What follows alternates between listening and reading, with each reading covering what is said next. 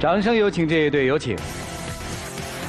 男嘉宾孙先生，35岁，来自黑龙江，公司职员，有请孙先生，有请。女嘉宾王女士，33岁，来自黑龙江，自由职业，来，有请王女士，有请。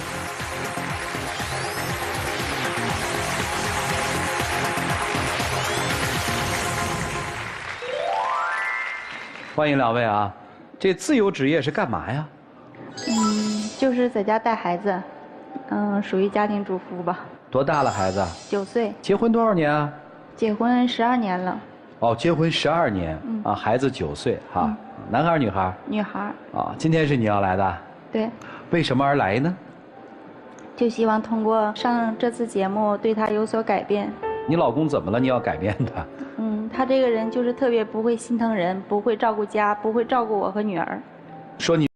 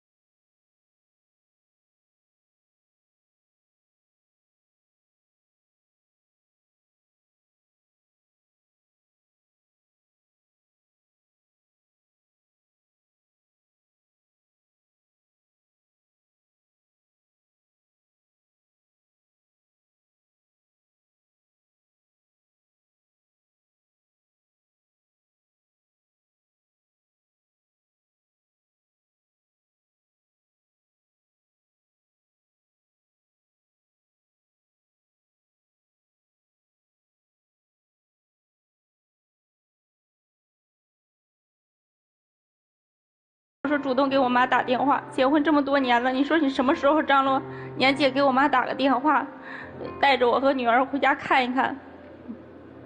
不给我妈打电话也就算了，我要说带着女儿回家，她连电话都不给我打，然后我还得关心她，上班了工作了挺累的，回来吃没吃饭。然后我给她打电话，我说你不想我和女儿啊？你知道她说什么吗？给你打电话浪费电话费。我说一个电话费能多少钱？这就说明我和女儿在你心里根本就没有地位。你在你妈那儿我不是放心吗？没给你打电话。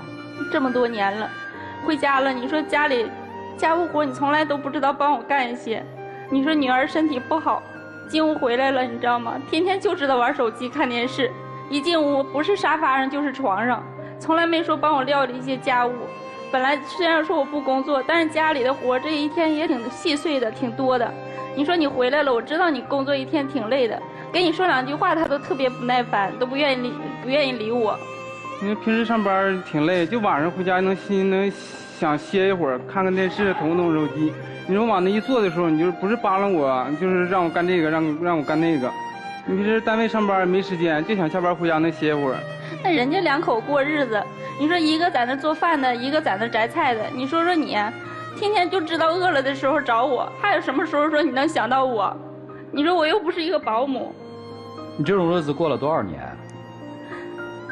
一直就是这样，从结完婚坚持过来的呢？刚开始的没说吗？我家里我爸爸去世早，然后我妈妈带着我和我妹妹。结婚的时候我妈都不太同意，然后我就觉得，哎呀，俩人过日子，就寻思如果说他能心疼我，知道疼我一些就行。当时年龄小，也没想那么多，然后就这样就结婚了。那时候你们是怎么结的婚呢？自由恋爱啊，还是别人介绍啊？是别人介绍的。刚开始是他妈妈嫌我个矮，但是也同意让我们结婚。然后结完婚了，既然你知道你未来婆婆那个态度，为什么你还要嫁呢？我就觉得嘛，从小我妈妈带我挺不容易，我就寻思早点结婚，然后这样也能分担一些家里的一些事情。你的描述是你希望通过一段婚姻改变你自己的命运，是吧？嗯，有这种想法。是这意思吗？对。那你们俩当时处了多久结的婚啊？我俩处了也2、3年，但是处对象的时候跟现在不一样了嘛。婚后嘛，也不知道心疼我嘛。从什么时候开始不心疼你的？有女儿之前，有女儿之后？有女儿之前。有女儿之前就开始不关心你了。对。然后你还给她生孩子，还继续在一起，这个动力是什么呀？刚开始是因为没想过离婚嘛，然后家里面在屯子里都是说结婚了不要孩子，完了家里父母就催得也比较急，他妈妈催我要着急要孩子嘛。但是我俩那时候刚结婚，然后家里经济状况并不是很乐观。然后我就说他那时候他也是不想要，然后说我们就说奋斗几年，然后再考虑要孩子的问题。但家里的老人不同意嘛，就因为这样事，我跟他妈妈吵过2回嘴。但是从来我说我不希望说，你就能说站在我这一面，说他妈妈不好怎么样。但是过后了，我有委屈的时候，我也希望你能理解我，然后替我说说话。可是他从来没有，什么时候都是向着他妈妈说话，从来都不向着我说话。你家里兄弟姊妹几个呀？我有个姐姐。所以你结婚，你妈挺着急抱孙子的。对，着急抱孙子。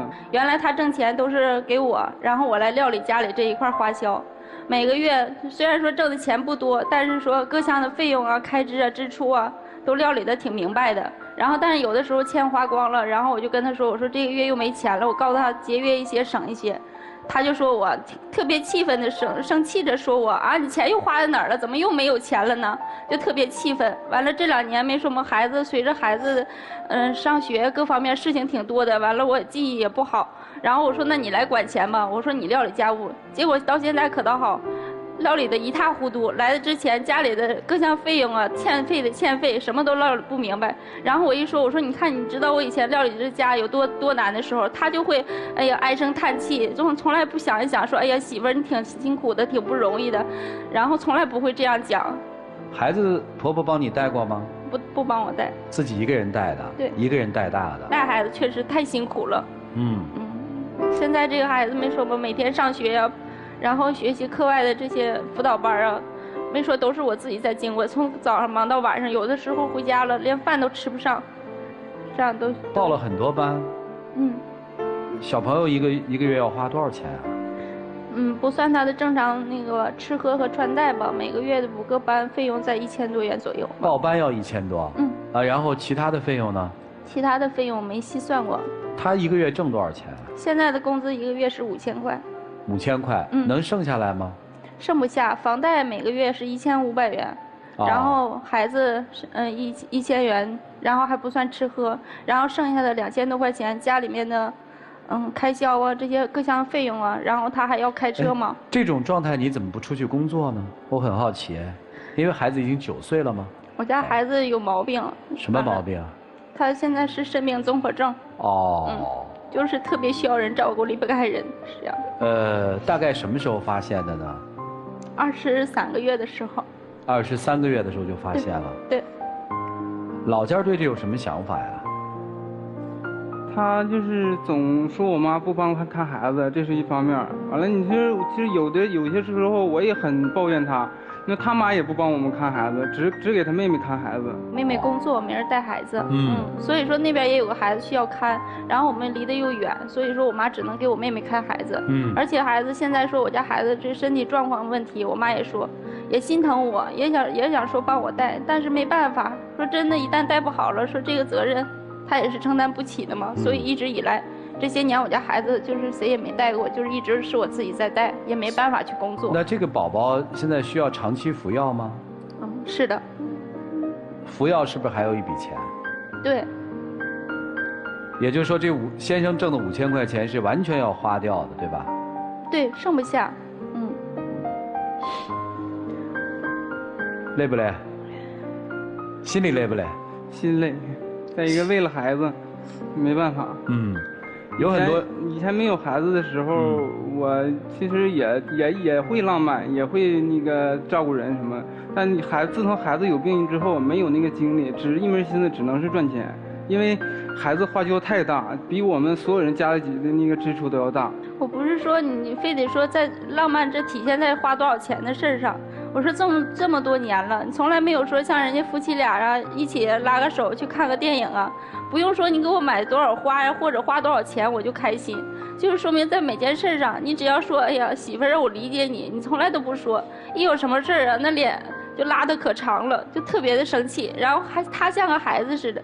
那天以前看到微信上说，女人找老公找好了像找一个疼爱女儿的父亲，说找不好就像找了一个儿子。但我在他身上我就感觉天天不是哄着女儿就是哄着他，我觉得我心特别累。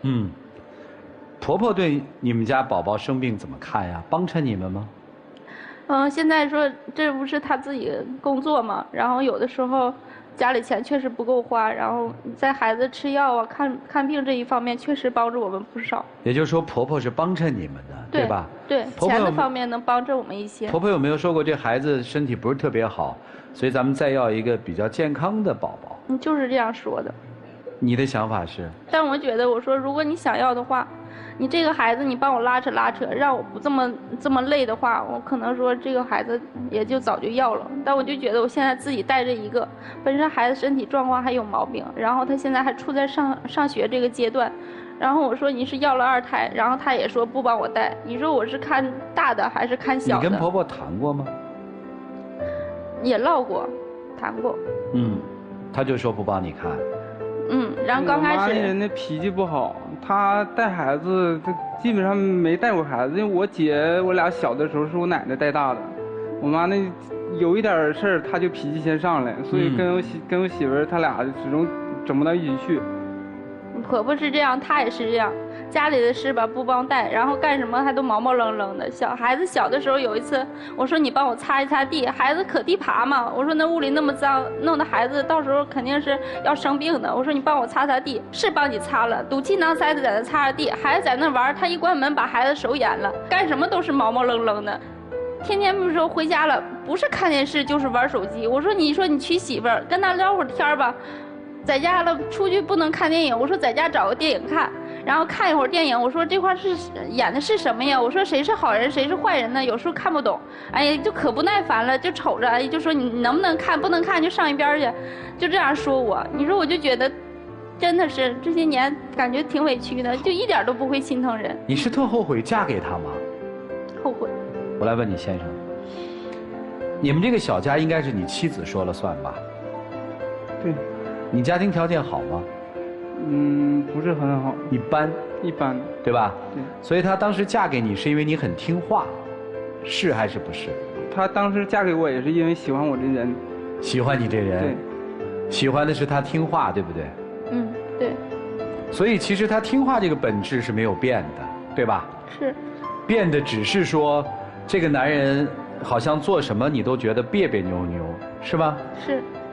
所以今天来你要干嘛？我希望通过上这次节目，让他学会就是多关心人，多就是能知道疼和姑娘和我。他怎么不疼姑娘呢？他作为一个父亲，就是多回来能陪伴我们，多陪我们聊聊天，多了解我们的想法，了解我们的心理。你是指他回来的少是指什么？下班以后不回家吗？回家呀，回家，但是我们很少有沟通，没有交流。为什么？我也不知道。我在跟他说话，他这个人就平时就挺闷的。谈恋爱的时候呢？谈恋爱比现在相对好很多。女儿呢？女儿她也很少过问。是吗？为什么不问呢？我下班时候回家之后就是看电视或者是捅手机，跟女儿就是我心情好的时候，我愿跟女儿玩一会儿，就简单的玩一会儿。就跟我媳妇儿就是回家的时候也很少说话。我本身就是不爱说话，在单位上班的时候也不爱说话。这不是理由。你觉得压力大吗？压力很大。当你一开始知道就是说女儿生了这个病的时候，怎么想的？当时孩子有病的时候，就只有一个想法，就是无论怎么做，必须把孩子病治好。你妈妈怎么想的？我妈妈孩子有病，我妈妈就家里的主要资金全是我妈妈支持的，因为我这一年上班。也就是说，婆婆在那个时候倾囊而出，是吗？对。同意吗？同那这婆婆没毛病啊，挺好啊。但是没说嘛，那你是现在说，那你还要求她什么呢？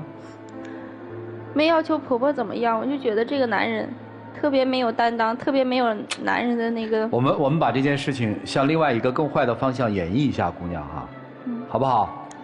他知道女儿得这个病了，他跑了，他的家人也消失了，你怎么办？那我觉得我就应该更坚强。啊？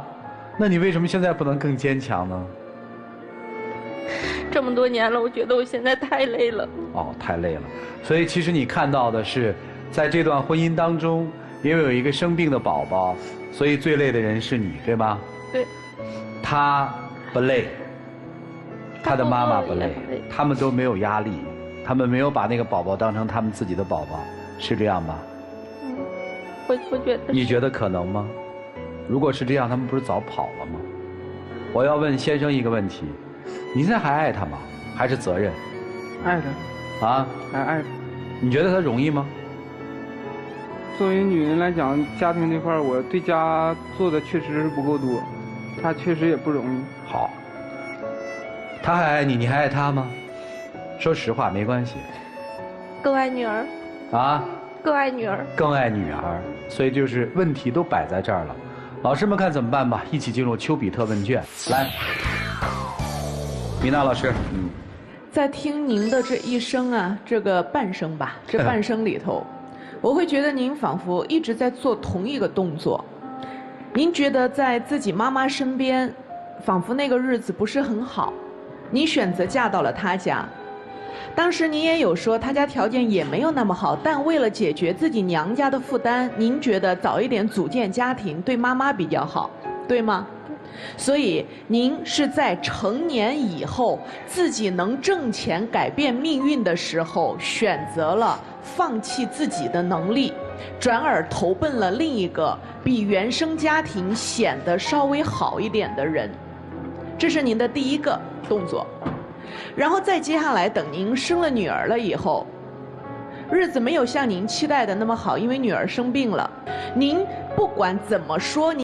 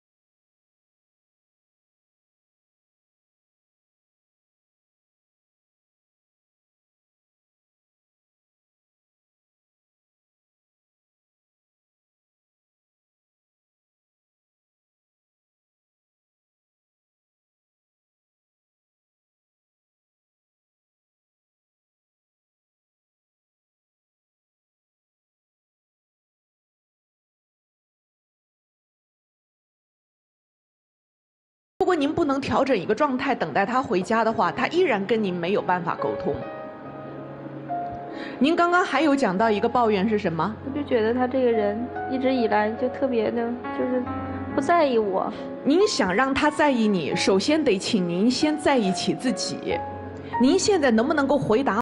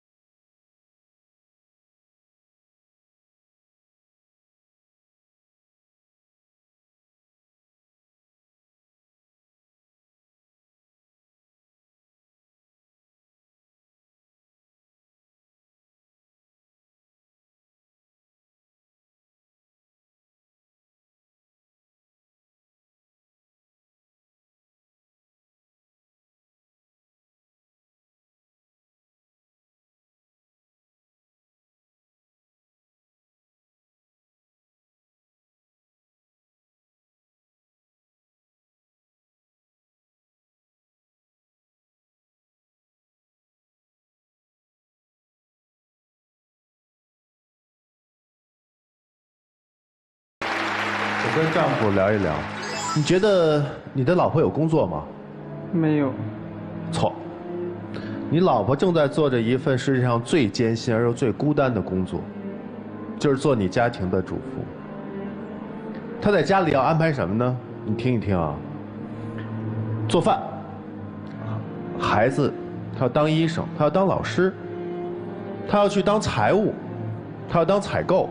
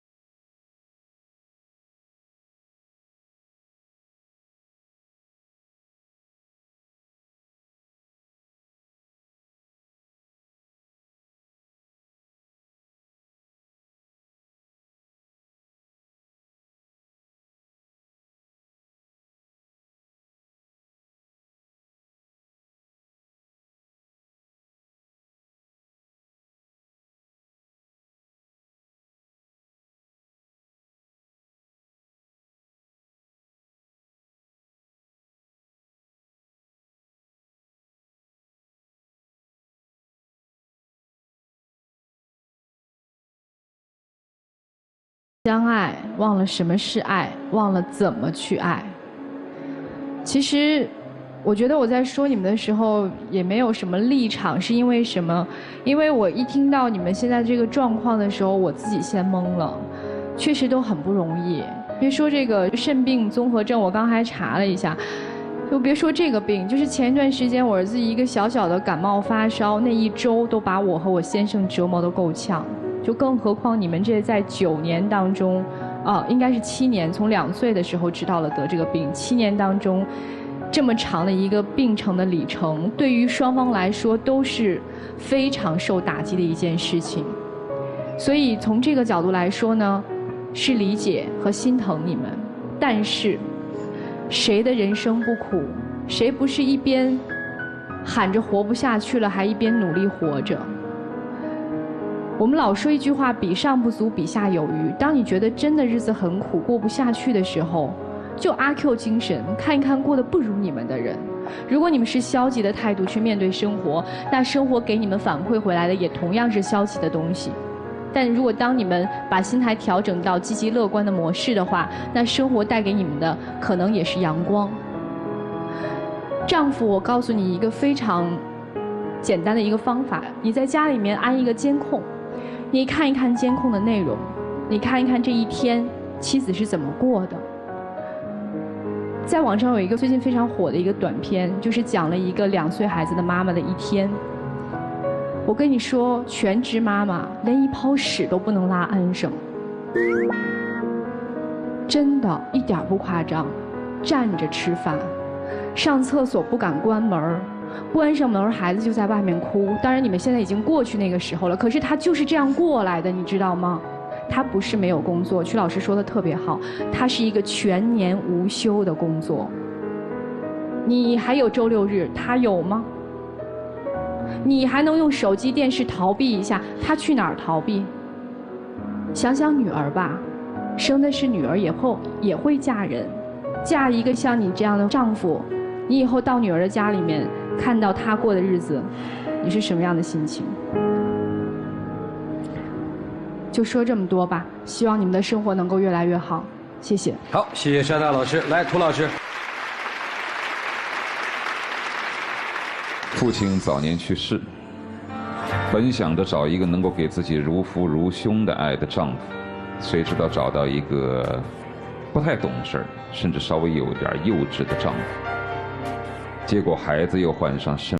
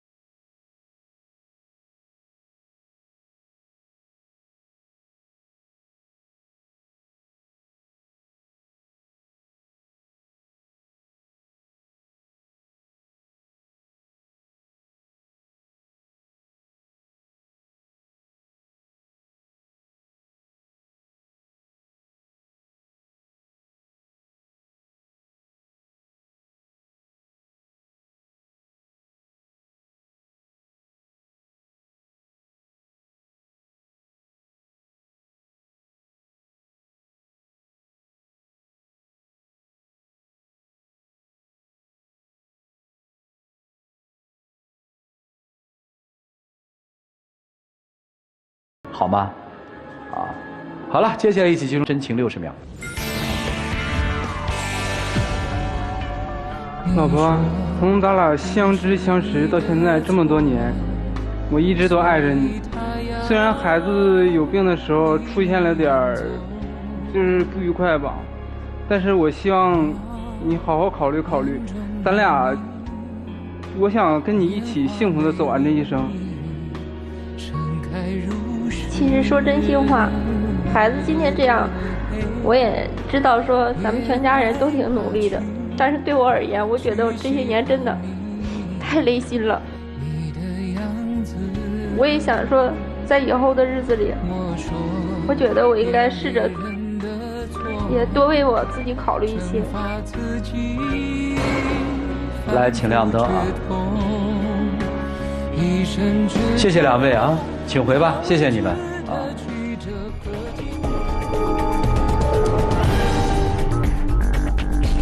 10几年的夫妻啊，因为孩子患病，所以情感产生了一些变化。当然，我没有办法肯定的说，就是因为这个孩子的身体原因导致了夫妻变成这样。但是有一点大概是可以给我们思考：面对生活的时候，我们要学会理性的去思考，积极的去应对。至于最后他们用什么样的方式来度过这段情感的危机和生活的危机，希望他们在生活当中慢慢去学习。但是有一点，千万不要丧失了对生活的希望，对幸福的渴望及追求。请开门。